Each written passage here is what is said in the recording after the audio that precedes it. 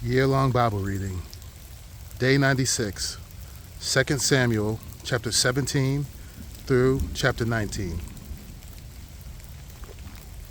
Chapter 17. Moreover, Ahithophel said to Absalom, "Let me choose 12,000 men, and I will arise and pursue David tonight. I will come upon him while he is weary and discouraged, and throw him into a panic, and all the people who are with him will flee. I will strike down only the king, and I will bring all the people back to you as a bride comes home to her husband. You seek the life of only one man, and all the people will be at peace." And the advice seemed right in the eyes of Absalom and all the elders of Israel. Then Absalom said, "Call Hushai the Archite also, and let us hear what he has to say." And when Hushai came to Absalom, Absalom said to him, "Thus has Ahithophel spoken. Shall we do as he says? If not, you speak." Then Hushai said to Absalom, "This time the counsel that Ahithophel has given is not good." Hushai said, "You know that your father and his men are mighty men, and that they are enraged, like a bear robbed of her cubs in the field. Besides, your father is expert in war. He will not spend the night with the people. Behold, even now he has hidden himself in one of the pits or in some other place. And as soon as some of the people fall at the first attack, whoever hears it will say, 'There has been a slaughter among the people who follow Absalom.' Then even the valiant man whose heart is like the heart of a lion will utterly melt with fear, for all Israel knows that your father is a mighty man, and that those who are with him are valiant men. But my counsel is that all Israel be gathered to you, from Dan to Beersheba, as the sand by the sea for multitude, and that you go to battle in person. So we shall come upon him in some place where he is to be found, and we shall light upon him as the dew falls on the ground. And from him, and of him, and all the men with him, not one will be left. If he withdraws into a city, then all Israel will bring ropes to that city, and we shall drag it into the valley, until not even a pebble is to be found." And Absalom and all the men of Israel said, "The counsel of Hushai the Archite is better than the counsel of Ahithophel. For the Lord has ordained to defeat the good counsel of Ahithophel, so that the Lord might bring harm upon Absalom."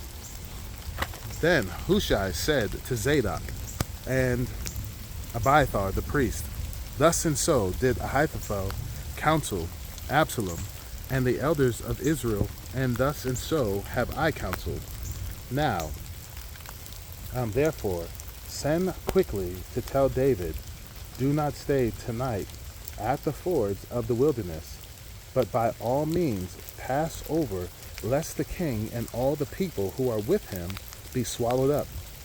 Now Jonathan and Ahimaaz were waiting at El Rogel. A female servant was to go and tell them, and they were to go and tell King David, for they were not to be seen entering the city. But the young man saw them and told Absalom. So both of them went away quickly and came to the house of a man at Bahurim, who had a well in his courtyard, and they went down into it. And the woman took and spread a covering over the well's mouth, and scattered grain on it, and nothing was known of it. When Absalom's servants came to the woman at the house, they said, "Where is Ahimaaz and Jonathan?" And the woman said to them, "Jonathan?" And the woman said to them, "They have gone over the brook of water." And when they had sought and could not find them, they returned to Jerusalem. After they had gone, the men came up out of the well and went and told King David. And they said to David, "Arise and go quickly over the water, for thus and so has Ahithophel counseled against you." Then David arose, and all the people who were with him, and they crossed the Jordan. By daybreak, not one was left who had not crossed the Jordan. When Ahithophel saw that his counsel was not followed, he saddled his donkey and went off home to his own city, and set his house in order and hanged himself. And he died and was buried in the tomb of his father. Then David came to Mahanaim, and Absalom crossed the Jordan with all the men of Israel. Now Absalom had set Amasa over the army instead of Joab. Amasa was the son of a man named Ithra, the Ishmaelite, who was married to Abigail, the daughter of Nahshon, sister of Zeruiah, Joab's mother. And Israel and Absalom encamped in the land of Gilead. When David came to Mahanaim, Shobi, the son of Nahshon, from Rabbah of the Ammonites, and Mahir, the son of Amiel, from Lo-debar, and Barzillai, the Gileadite, from Roglim, brought beds, basins, and earthen vessels, wheat, barley, flour, parched grain, beans, and lentils, honey and curds, and sheep and cheese from the herds, for David and the people with him to eat. For they said, "The people are hungry and weary and thirsty in the wilderness." Chapter 18. Then David mustered the men who were with him and set over them commanders of thousands and commanders of hundreds. And David sent out the army, 1/3 under the command of Joab, 1/3 under the command of Abishai, the son of Zeruiah, Joab's brother, and 1/3 under the command of Ittai, the Gittite. And the king said to the men, "I myself will go out with you." But the men said, "You shall not go out, for if we flee, they will not care about us. If half of us die, they will not care about us. But you are worth 10,000 of us. Therefore, it is better that you send us help from the city." The king said to them, "Whatever seems best to you, I will do." So the king stood at the side of the gate, while all the army marched out by hundreds and by thousands. And the king ordered Joab and Abishai and Ittai, "Deal gently for my sake with the young man Absalom." And all the people heard when the king gave orders to all the commanders about Absalom. So the army went out into the field against Israel, and the battle was fought in the forest of Ephraim, and the men of Israel were defeated there by the servants of David, and the loss there was great on that day, 20,000 men. The battle spread over the face of all the country, and the forest devoured more people that day than the sword. And Absalom happened to meet the servants of David. Absalom was riding on his mule, and the mule went under the thick branches of a great terebinth, and his head caught fast in the oak, and he was suspended between heaven and earth, while the mule that was under him went on. And a certain man saw it and told Joab, "Behold, I saw Absalom hanging in an oak." Joab said to the man who told him, What, you saw him? Why then did you not strike him there to the ground? I would have been glad to give you 10 pieces of silver and a belt." But the man said to Joab, "Even if I felt in my hand the weight of 1,000 pieces of silver. I would not reach out my hand against the king's son, for in our hearing the king commanded you and Abishai and Ittai for my sake protect the young man Absalom. On the other hand, if I had dealt treacherously against his life, and there is nothing hidden from the king, then you yourself would have stood aloof. Joab said, I will not waste time like this with you. And he took 3 javelins in his hand and thrust them into the heart of Absalom while he was still alive in the oak. And 10 young men, Joab's armor-bearers, surrounded Absalom and struck him and killed him. Then Joab blew the trumpet, and the troops came back from pursuing Israel, for Joab restrained them, and they took Absalom and threw him into a great pit in the forest and raised over him a very great heap of stones. And all Israel fled, everyone to his own home.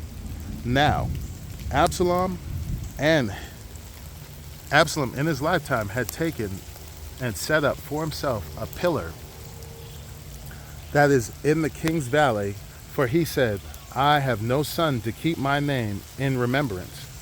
He called the pillar after his own name, and it is called Absalom's monument to this day. Then Ahimaaz, the son of Zadok, said, Let me run and carry news to the king that the Lord has delivered him from the hand of his enemies. And Joab said to him, You are not to carry news today. You may carry news another day, but today you shall carry no news, because the king's son is dead. Then Joab said to the Cushite, Go tell the king what you have seen. The Cushite bowed before Joab and ran. When Ahimaaz, the son of Zadok, said again to Joab, Come what may, let me also run after the Cushite. And Joab said, Why will you run, my son, seeing that you will have no reward for the news? Come what may. He said, I will run. So he said to him, Run. Then Ahimaaz ran by the way to the plain and outran the Cushite. Now David was sitting between the 2 gates, and the watchman went up to the roof of the gate by the wall. And when he lifted up his eyes and looked, he saw a man running alone. The watchman called out and told the king. And the king said, If he is alone, there is news in his mouth. And he drew nearer and nearer. The watchman saw another man running, and the watchman called to the gate and said, See, another man running alone. The king said, He also brings news. The watchman said, I think the running of the first is like the running of Ahimaaz, the son of Zadok. And the king said, He is a good man and comes with good news. Then Ahimaaz cried out to the king, All is well. And he bowed before the king with his face to the earth and said, Blessed be the Lord your God, who has delivered up the men who raised their hands against my lord the king. And the king said, Is it well with the young man Absalom? Ahimaaz answered, When Joab sent the king's servant, your servant, I saw a great commotion, but I do not know what it was. And the king said, Turn aside and stand here. So he turned aside and stood still. And behold, the Cushite came, and the Cushite said, Good news for my lord the king, for the Lord has delivered you this day from the hand of all who rose up against you. The king said to the Cushite, Is it well with the young man Absalom? And the Cushite answered, May the enemies of my lord the king and all who rise up against you for evil be like that young man. And the king was deeply moved and went up to the chamber over the gate and wept. And as he went, he said, O my son Absalom, my son Absalom, would I had died instead of you, O Absalom, my son, my son. Chapter 19. It was told Joab, behold, the king is weeping and mourning for Absalom. So the victory that day was turned into mourning for all the people of the people. I'm sorry, for all the people. For the people had heard that day, the king is grieving for his son. And the people stole into the city that day, as people steal and who are ashamed when they flee in battle. The king covered his face, and the king cried with a loud voice, O my son Absalom, O Absalom, my son, my son. Then Joab came into the house of to the king and said, You have today covered with shame the faces of all your servants, who have this day saved your life and the lives of your sons and your daughters, and the lives of your wives and your concubines, because you love those who hate you and hate those who love you. For you have made it clear today that commanders and servants are nothing to you. For today I know that if Absalom were alive and all of us were dead today, then you would be pleased. Now therefore arise, go out and speak kindly to your servants, for I swear by the Lord, if you do not go, not a man will stay with you this night. And this will be worse for you than all the evil that has come upon you from your youth until now. Then the king arose and took his seat in the gate, and the people were all told, Behold, the king is sitting in the gate. And all the people came before the king. Now Israel had fled, every man to his own home, and all the people were arguing throughout all the tribes of Israel, saying, The king delivered us from the hand of our enemies, and saved us from the hand of the Philistines, and now he has fled out of the land of Absalom. But Absalom, whom was anointed over us, is dead in battle. Now therefore, why do you say nothing about bringing the king back? And King David sent this message to Zadok and Abiathar the priest. Say to the elders of Judah, why should you be the last to bring the king back to his house when the word of all Israel has come to the king? You are my brothers. You are my bone and my flesh. Why then should you be the last to bring back the king, and say to Amasa, Are you not my bone and my flesh? God do so to me, and more also, if you are not commander of my army from now on in place of Joab.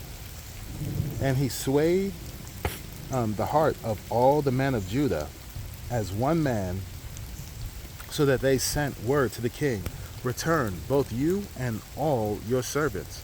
So the king came back to the Jordan, and Judah came to Gilead to meet the king and to bring the king over the Jordan.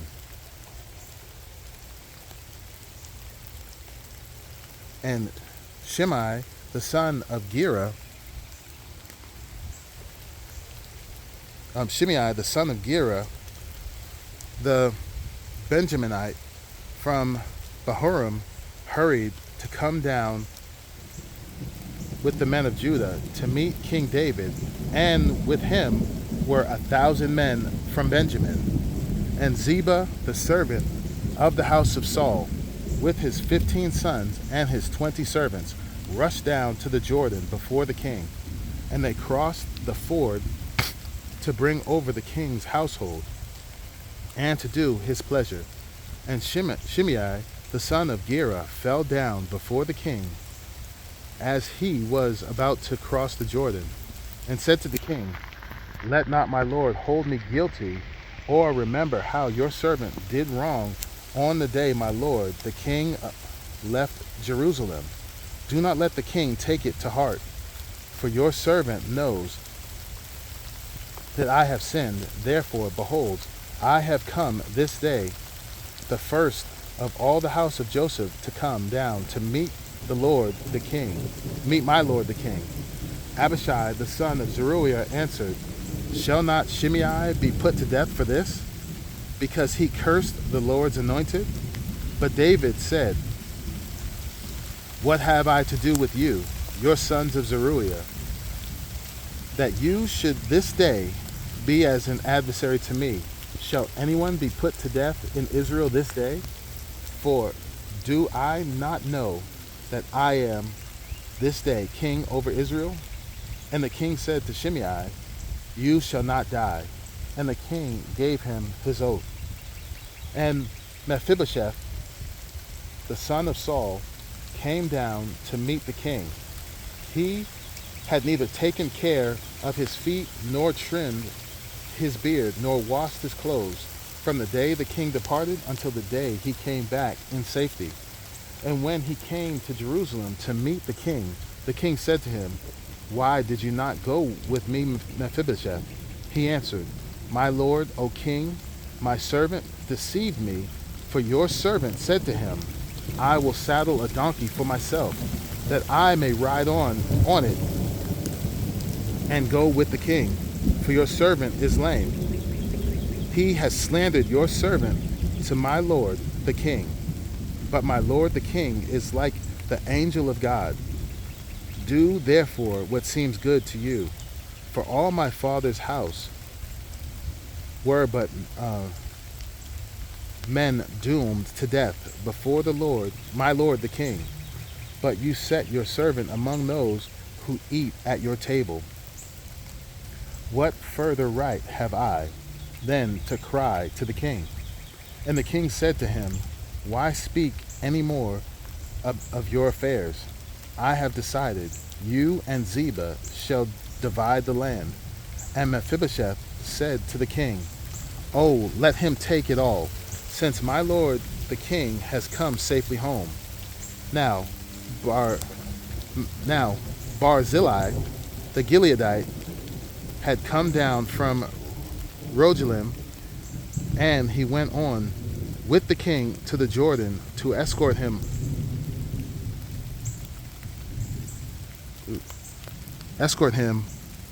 over the Jordan. Barzillai was a very aged man, 80 years old. He had provided the king with food while he stayed at Mahanaim, for he was a very wealthy man. And the king said to Barzillai, Come over with me, and I will provide for you with me in Jerusalem. But Barzillai said to the king, How many years have I still to live, that I should go up with the king to Jerusalem? I am this day 80 years old. Can I discern what is pleasant and what is not? Can your servant taste what he eats or what he drinks? Can I still listen to the voice of singing men and singing women? Why then should your servant be an added burden to my lord the king? Your servant will go a little way over the Jordan with the king.